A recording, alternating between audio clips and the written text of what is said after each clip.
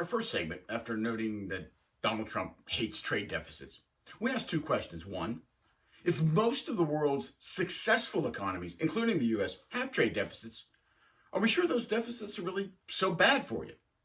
Secondly, we wondered if Donald Trump might be acting a bit more like Mike Ditka with the Saints than Jimmy Johnson with the Cowboys, if you know what I mean.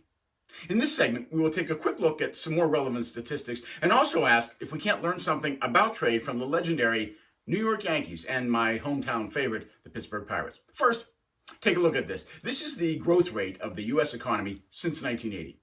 Now, this is the U.S. trade deficit as a percentage of GDP over the same period. Note, when growth is high, the deficit's high. When growth is low, the deficit actually decreases. So deficits grow in good times, shrink in bad times. Now, similar to the last segment when we said high-income countries are more likely to have trade deficits, that doesn't sound like deficits are bad for you. In fact, it sounds like the opposite. It sounds like deficits are a sign of success, not the other way around.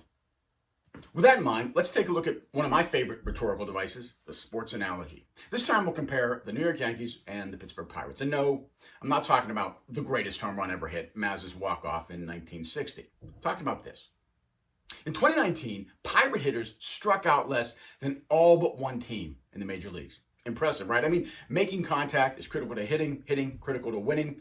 So this is obviously good for the Bucks. The Yankees, on the other hand, not so good. The Yankees were ranked 17th in strikeouts, bottom half of the league, mediocre at best, almost 20% more strikeouts than the Pirates.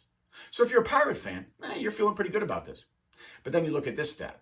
The Yankees won 103 games, third most in the majors. The Pirates, well, they won 69 games, 12 games below 500, 24th out of 30, not impressive.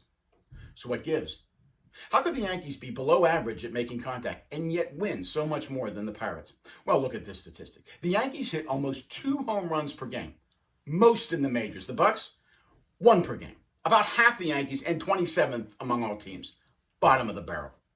Now, what does this have to do with trade? Well, baseball, like economics, is a dynamic, multivariable endeavor, if you will, meaning there are lots of things going on. They're all interrelated, and you can't just focus on, one statistic. You have to look at the big picture, how everything relates. After all, Babe Ruth, the legend Babe Ruth, led the majors in strikeouts 5 times. Home run hitters tend to strike out. If you're striking out and not hitting home runs, well, that's a problem. But if you're hitting dingers and winning and striking out a bit, well, maybe that's not so bad. So if you start by looking at strikeouts, you might think the Yankees have a big problem. But actually, the Yankees are winning. So we step back and we look at the big picture. We see that the Yankees hit home runs. So they have some strikeouts, but they also win and win big. So maybe the right way to look at this thing is like this, not just focused on one statistic, strikeouts. And maybe strikeouts are more of a symptom of something, not the cause of anything.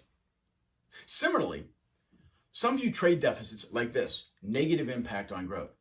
But the fact is, the U.S. economy, like the Yankees, is winning. There are problems, but the U.S. is winning as compared to just about everyone else. And as we've said, many other winning economies, relatively successful ones, also have trade deficits. So maybe we need to step back, look at the big picture, consider other variables, and maybe it looks like this. A successful economy has money to spend, higher income, so it spends more, buys more, imports more, and so a trade deficit results. And like strikeouts, maybe the trade deficit isn't the cause of anything. Maybe it's the result of other things. That's the angle we're going to take in our next few segments. Widen the perspective a bit. See if other variables, like spending, might explain why trade deficits don't seem to have that negative economic impact that some people seem to think they do. One more point. If you're winning, you have to be careful making changes. The home run hitters are the ones striking out. If the Yankees want fewer strikeouts, you don't trade away the power hitters, right? That doesn't make sense. The same goes for the U.S. economy. Is the right way to get rid of the deficit to impose tariffs and raise costs for U.S. companies and consumers? Make the U.S. economy less competitive, less efficient? Is that really going to help?